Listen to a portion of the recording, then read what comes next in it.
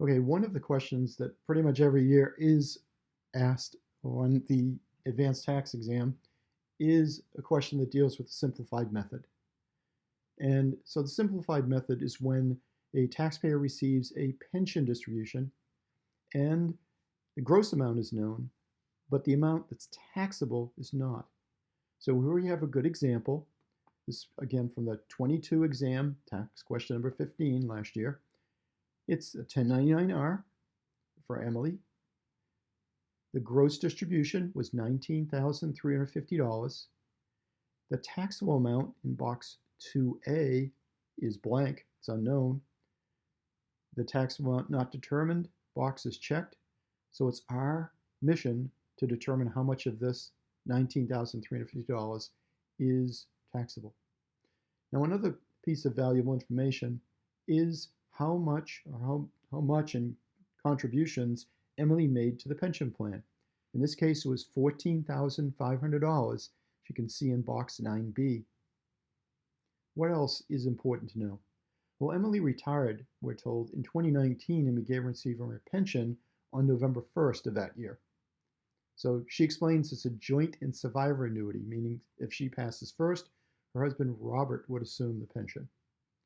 Now, what also is important are the birth date, or in this case, dates because it's a joint, is Emily's birth date, 4/30/1963, and her husband Robert's birth date, 10/7/1954.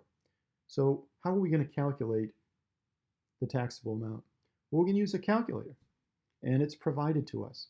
And how is it provided to us? It's provided to us on the Mass Tax-Aide site.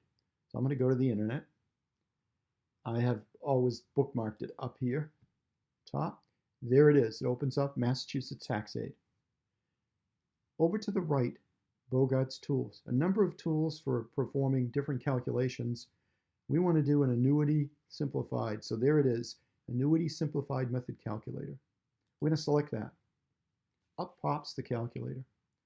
Now, always check to make sure that the tax year is correct. This was last year. This is 2022, so we need to change to 2022. I'm going to call it Emily Smith, not a public safety officer. We won't check that. Not a disability pension. We won't check that. What date did it start? They told us.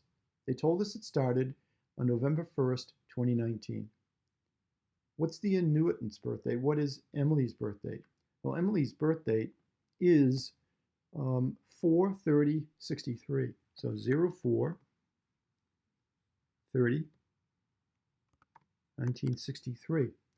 She's 56 years old. What's her spouse Robert's birthday? Well, his birth date is 10/7/54. So 10/7/1954. He's 65. Combined age of 121. Gross distribution. Well, that was in box 1. The gross distribution was $19,350. Total annuity contributions. Showed you that box. $14,500. We've now plugged in all the values needed to run the calculation. Now we're just going to click here to calculate. We click, and it generates. And down here it says enter taxable amount directly or use the worksheet. So here's the gross distribution, $19,350 that we fed in. There's the taxable amount that should have been in 2A, $18,789. There's the total employee contributions that Emily made. So we now would plug in $18,789 into the taxable amount field in the 1099 form for Emily's pension. Now I want to make one comment before we close. Always when you run through the calculation, it provides over here a button where you can print this calculator. So you want to always print any calculations you make, whether it's for this or other type calculations, and you want to include those in with the taxpayer's documents when they leave the site.